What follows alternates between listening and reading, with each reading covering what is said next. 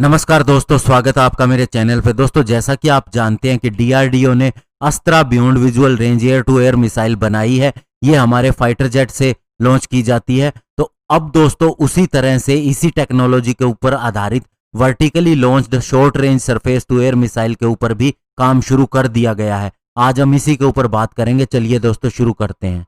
दोस्तों, ये vertical launch surface to air missile 2 version के अंदर बनाए जाएंगे, एक एयरफोर्स के लिए, एक इंडियन नेवी के लिए। जो एयरफोर्स का वर्जन होगा वो ट्रक के ऊपर माउंट होगा और कैनिस्टर बेस्ड होगा, यानी कि प्रिजर्व करके रखा जाएगा। और नेवी के लिए जो होगा वो भी कैनिस्टर बेस्ड होगा, लेकिन ये उनके फ्रंटलाइन वारशिप के ऊपर लगाया जाएगा। और आपको बता दें कि हर वर्टिकल लॉन्च यूनिट के पास 8 ऐसी मॉडिफाइड मिसाइल होंगी जो किसी भी सुपरसोनिक स्पीड से आती हुई अंदर की तरफ मिसाइल को शूट कर देंगी। और दोस्तों, ये कैनिस्टर इसलिए डिजाइन किए जाते हैं ताकि मिसाइल को हॉट मोड के अंदर लॉन्च किया जा सके। यानी कहने का मतलब ये है कि जो मिसाइल पहले इग्नाइट करती है यानी जलती है, वो इसी कैनिस्टर के अंदर ही होता है।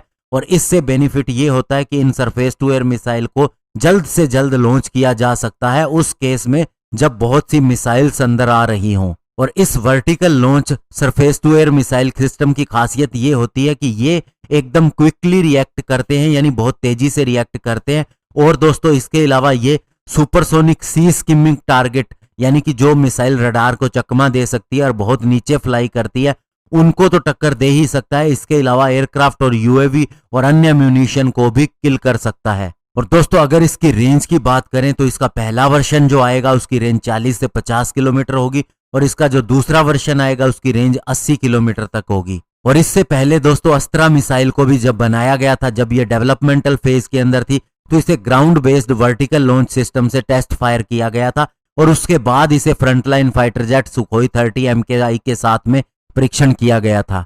और दोस्तों, ये भी हो सकता है जब अस्त्रा मिसाइल का लैंड बेस्ड सिस्टम से टेस्ट किया गया था, तो उस समय डीआरडीओ के माइंड में बहुत सी चीजें आई होंगी जो वो है अब कर सकती है। क्योंकि दोस्तों, उस समय इसे एयर टू एयर वर्जन के रूप में बनाया जा रहा था, लेकिन चूंकि इसको लॉन्च जमीन से किया जा रहा था, तो डीआरडीओ के मन में ये बात आ गई होगी कि इसका सरफेस टू एयर मोड भी बन सकता है, और जिसके ऊपर अभी काम करना शुरू किया जा रहा है।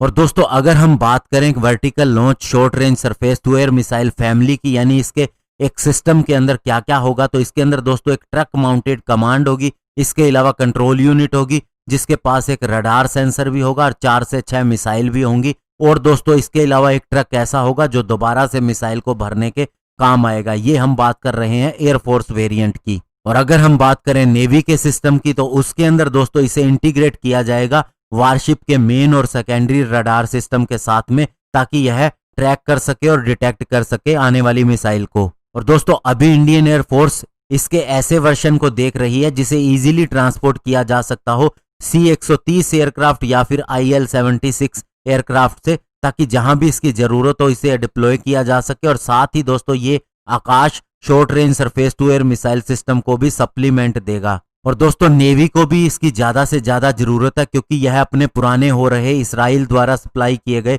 Barack 1 point defence interceptor missile को रिप्लेस करना चाहेगा, जिन्हें हमने अपनी सर्विस में लिया था Trishul short range surface to air missile के रिटायर होने के बाद में। धन्यवाद। जय हिंद।